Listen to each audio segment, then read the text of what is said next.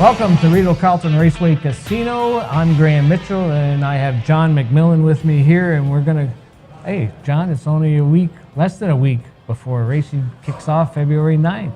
It's exciting, it's great to be back, and I'm looking forward to seeing some great racing here. The fans are gonna have a tremendous year. There's lots of new things at Rideau Carleton that we're gonna talk about.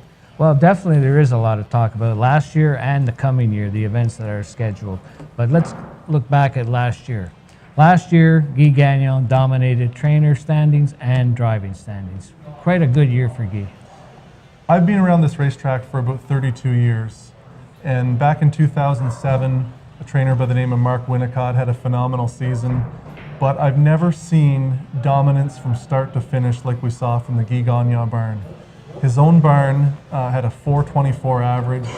He was great with his new acquisitions. He campaigned horses all season long in every class, and his success was essentially unmatched in the 32 years that I've been following Rideau Carleton racing.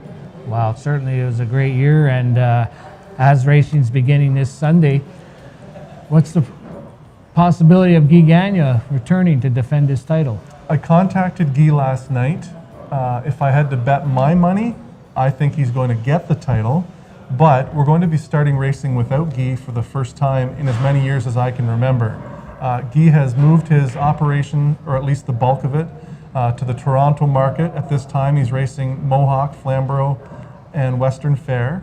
And Guy said that he will not be here for opening night, not even to drive, unfortunately. So we're hoping to get him back as soon as we can. He can't confirm a date of his return, but it's going to open the door for some other drivers. Yes, definitely. And one of them was Pascal Berbe, who had a banner year here, finishing second to Guy Gagnon. He certainly lit up the tote board a few times, and certainly is one to reckon this year might challenge Guy Gagnon down the road. Yep, absolutely. Pascal is definitely one who has made his mark at Rideau Carleton. He was stabled here back in 2000, 2001. He moved back to Quebec City, and he was there for almost 20 years. And when things sort of got quieter in the Quebec racing scene, he decided to take a shot here at Rideau Carleton, and he's made a huge impact. He gets listed for one of the top trainers, Yves Tessier, and that helps him a great deal, obviously, getting to drive that much power. And he has also caught the attention of many local trainers because he gets listed in almost every race.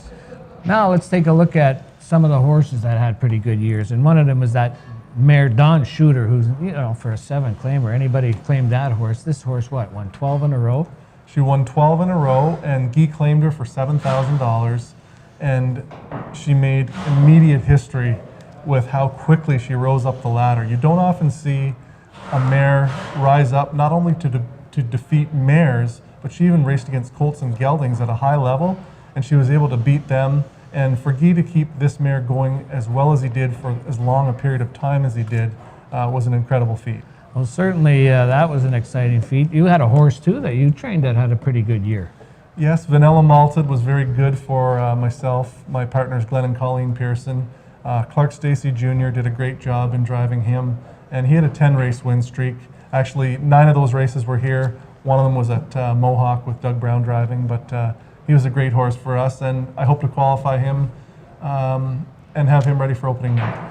Actually, one of the highlights of last year was the retirement ceremonies we had for Darrell Colville, who was the top driver here ever, I think, and certainly was deserving to see that night that Rideau Carleton gave to him.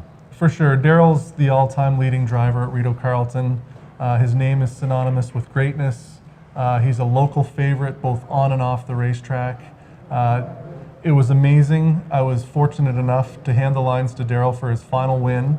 It was with Vanilla Malted, and the group that was in the winner's circle for that photograph with Vanilla Malted and Darrell Colville's final victory here at Rideau Carleton was a sight to see. It brought back so many memories for me, as I'm sure it did for Darrell.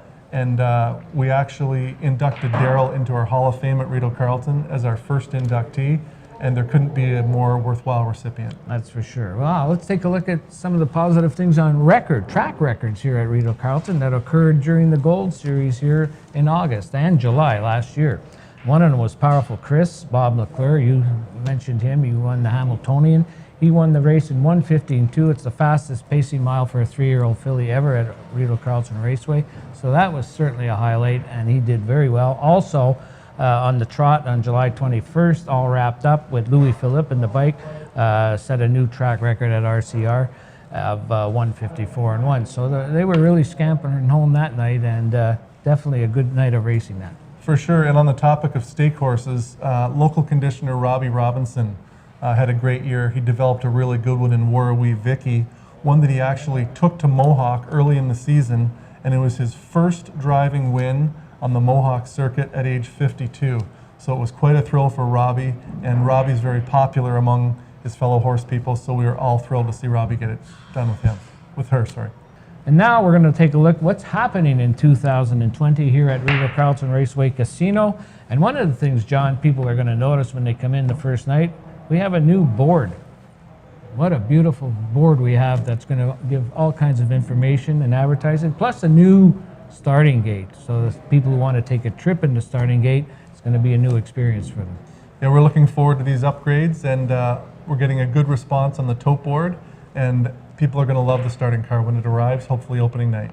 Well, certainly one of the highlights this year is to have Dave Pallone come up here, the winningest harness racing driver in history. Certainly his stats are incredible. Yeah, Dave Pallone has over 19,000 career victories. It's absolutely phenomenal. He's a tremendous person as well. He's coming here to raise money for the Shepherds of Good Hope, a charity that we've been involved with for a number of years. He's going to be signing autographs, and he's going to be driving in a number of races. And we're so thrilled to have Dave coming here. The fans are going to love him, and he's definitely going to win some races. And that date is in May, right? Yep, that's going to be on the holiday weekend, May the 17th, I believe it is. Mark that on your calendar. That's going to be the day to remember. And he doesn't do that many appearances at tracks, does he? No, it was a long shot in inviting Dave, and we were back and forth for a few months, and he liked the idea of working with the Shepherds of Good Hope, and he appreciated the invitation, and he would love to meet some new friends here in Canada. Well, there's another thing that's interesting too. Thursdays start back in June, and post time is going to be at 4 p.m. Yeah, it's a different start time that we've seen, and fans are going to get a chance to maybe stop in on their way home from work. And a lot of people get out of work a little bit earlier in the summertime, so you're going to start earlier and you're going to get home earlier. So you have the option of a 4 p.m. post time on a Thursday or the usual 6:30 on Sunday. So it's a bit of variety for the fans as well. Yeah, that's great. That's certainly an interesting post time. I think we'll have success with that for sure. Also, you're starting a handicapping tournament. Explain that a little bit to the public. I'm going to be doing some handicapping from a studio setup in my own home, actually. And when the race entries become available 3 or 4 days before the actual program, I'm going to be going through the programs, and we're going to have some information available for the fans on YouTube so they can begin the handicapping process long before they come to the racetrack. They can access it at their convenience. I'm going to be giving them some insights on horses, not necessarily picking the winners, but I'm going to point out some things about horses, drivers, trainers, and things that I see might happen in the race, which might help them in their handicapping. Do you think Professor Frydock will give you a call for some tips? I'm hoping to get some tips from you. You were Oh, hot last year. yes, so. yes. Well, certainly we'll work on that together and hopefully give some of you folks some winning tickets, that's for sure. Looking ahead this year to our driving colony, trainers and drivers. And John, there's a few that stand out naturally. You're looking at Pascal Barabé, Clark Stacey. Name a few that you think that could have a pretty decent year to start. Well, for sure. We talked earlier about Pascal Barabé. He's a definite contender. He can drive any kind of horse. I think that he will definitely be in the top 3. Stéphane Brasseur is going to be in heavy demand with the absence of Guy Gagnon early. Brasseur is a very smart driver, very well prepared, very professional. He can drive any kind of horse on the front, off the pace, and I would expect that Brasseur is going to be right up there near the top as well. Clark Stacey's had some flashy moments even last year. How do you see him proceeding this year? For Clark Stacey, it's going to depend what stock he gets to drive. If he gets to drive for Anne-Marie Turenne, that's the stable that I think is going to have a big click at the start. She qualified 6 horses on our opening qualifying program, And Clark sometimes gets listed for that barn, so if he catches on with that barn, he could be right up near the top as well. And we naturally have the Black Cat, Richard Simard, back, and certainly he gets some catch tries. What's I look for Sim? For sure, Simard has all the talent in the world. He's been everywhere. He's won championships everywhere. When he brings his A game, he has a lot of weapons in his arsenal that can get him to the winner's circle. A couple of young guys, Ryan Guy. What do you think his future holds this year? I think Ryan is tremendous. I love his athleticism, his talent, his attitude. He's right here. He trained locally.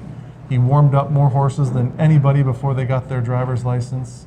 I think that if Ryan can catch on with a good stable as well, he's going to be in the winner's circle a lot. But that's the key for a catch driver. They have to get on some live horses.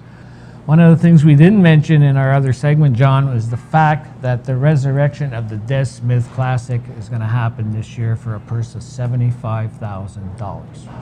Over the years, we've seen some tremendous Des Smith action with some of the greatest pacers in North America and their drivers coming to Rideau Carleton. Looking forward to getting these horses and drivers back here again so the fans can see them right up close and personal rather than always on the simulcast, to get right up close and see North America's best drivers and horses competing with some of Rideau Carleton's drivers. Hopefully some of our drivers will get into that race as well, racing for $75,000 live right here in front of us. And the weather for our opening night seems to look good. Yeah, it's looking good, the long-term forecast, Graeme, and I know you're going to be here. I'm will. going to be calling the races on opening night, so we look forward to seeing all of our fans start things off with a great year, February 9th, Sunday post time at 6:30 right here at Rideau Carleton.